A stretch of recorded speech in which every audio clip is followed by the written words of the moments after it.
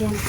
So ito lang mga kajamin, tinatanggal ko lang itong ano. Ito yung mga ligaw na pinya kaya hindi naman siya masyadong importante dito. Pero nakakain din naman ang bunga niya. Plus yung ubod ng pinya nakakain din. Kaya ito, ganito pong gagawin lang. Tatanggalin lang po ito. Yan. Yan.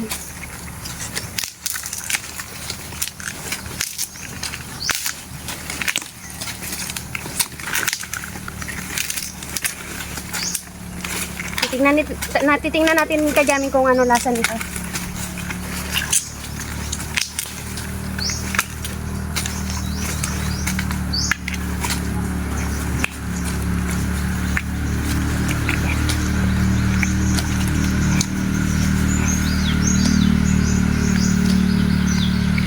Bali ito lang po yung kakainin natin. Ubod.